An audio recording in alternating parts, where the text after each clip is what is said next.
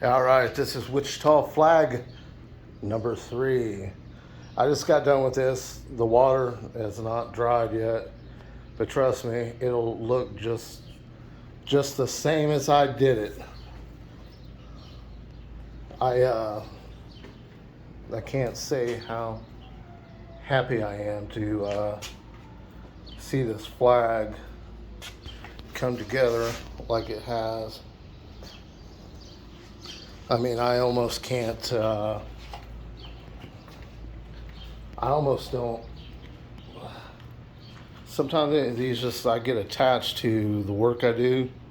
So, but this is the third Wichita flag. Well, actually, this is the last one that I'm going to do until I sell these. Each and every one of these are for sale.